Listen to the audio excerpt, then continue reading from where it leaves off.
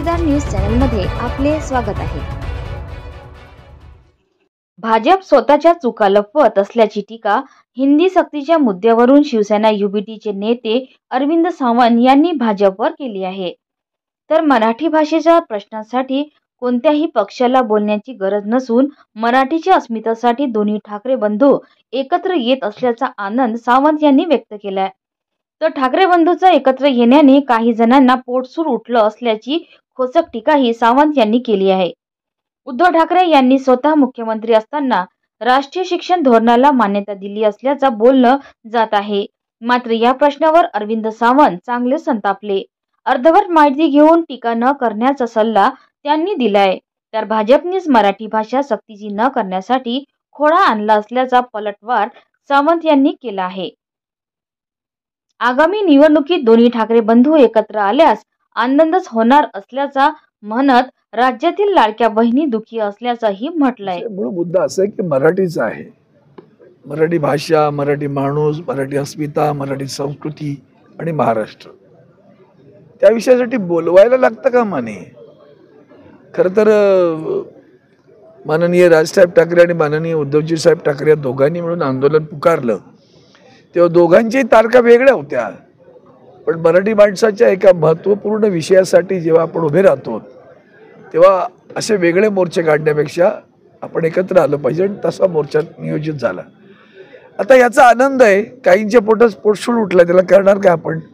ते दुर्दैव आहे महाराष्ट्राचं आणि ते काय आज नाही, इतिहासकालीन नाही, ते पहिल्यापासून आहे। पण आता एवढंच सांगतो की मराठी भाषेच्या संदर्भातला हा जो विषय आहे तो कुणा दुसऱ्या भाषांचा द्वेष करण्यासाठी नाही किंवा हिंदीला विरोध करण्यासाठी नाही। पहिलीपासून हिंदी हा जो काही त्यांनी सक्तीचा विषय आणला त्याला विरोध करण्यासाठी आहे। कारण देशानं शैक्षणिक नीती जेव्हा घोषित केली त्या नीतीमध्ये कुठेही असं म्हटलेलं नाही की 3 भाषा शिकवल्या गेल्या पाहिजेत। मग महाराष्ट्रात का? आणि जर असंच असेल तर माझा प्रश्न आहे, उत्तर प्रदेशमध्ये तिसरी भाषा कोणती? बिहारमध्ये तिसरी भाषा कोणती? मध्य प्रदेशमध्ये तिसरी भाषा कोणती? गुजरातमध्ये तिसरी भाषा कोणती? जरा कळू देतं खरं आम्हाला। आमच्या मराठी मुलांवर का अन्याय करता? दुर्दैव महाराष्ट्राचं असं आहे की महाराष्ट्रातील जनतेने अंतर्मुख होऊन विचार करायला पाहिजे। आता असल्या लाचार लोकांना आपण निवडून दिलं, ज्यांनी महाराष्ट्राचा लाचार केलं ते गुडघे टेकतात दिल्ली पुढं। एवढं सगळा अन्याय आणि अत्याचार होत असताना आपण शांत राहिलो। आज खूप महिन्यांनी वर्षांनी एका मूलभूत विषयासाठी शिवसेना आणि मनसे एकत्र येते, आदरणीय उद्धवजी साहेब ठाकरे आणि राजसाहेब ठाकरे एकत्र येत आहेत, यासारखी आनंदाची गोष्ट नाही। विषय महत्त्वाचा आहे, तो महाराष्ट्राच्या अस्मितेचा आहे, मराठी माणसाचा आहे। तमाम मराठी माणसांनी महाराष्ट्रातील ज्यासाठी वंदनीय शिवसेना प्रमुखांनी शिवसेना स्थापन केली होती ती मूलभूत भूमिपुत्रांसाठी, मराठी माणसासाठी।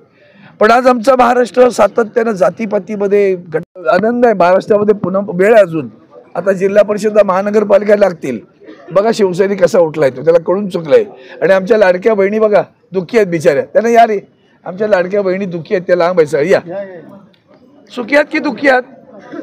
दुःखी आहेत की दुःखी आहेत? मग या दुःखी जर तुम्ही आहात, या सगळ्या सरकारनं फसवलं म्हणून, तर सरकारने फसवणूक केली की नाही तुमची? केली आहे ना? बघा ऐकून घ्या, ते आता इंगा दाखवतील बरोबर। उद्धव ठाकरे साहेबांनीच त्यावेळेस मान्यता दिली होती, आता याला अर्धवट माहितीवर नका बोलू। जेव्हा अहवाल कुठलेही येतात तेव्हा ते स्वीकारले जातात, पण त्यानंतर GR काढला जातो। जरा दाखवता का GR? मराठी भाषेच्या सक्तीचा GR काढला आदरणीय उद्धवजींनी। त्या मराठी भाषेला विरोध करणारं तुम्ही आजही तो जो आहे ना भोंगा मुलुंडचा तो गेलाय कोर्टात, माहितीये का? मराठी भाषा सक्ती करू नका म्हणून सांगायला। हे भाजपच्या लोकांचं पाप आहे, तुम्हाला माहिती आहे? सोमय्या कोर्टात गेला होता मराठी भाषा सक्तीची करू नका म्हणून सांगायला। मराठी पाट्या लावू नका सांगणाऱ्यांमध्ये सुद्धा कोण आहे पुढे अग्रेसर? भारतीय जनता पार्टी। तेव्हा त्यांना नेहमी स्वतःचा लपवायचं असतं आणि दुसऱ्यावर आरोप करायचे असतात।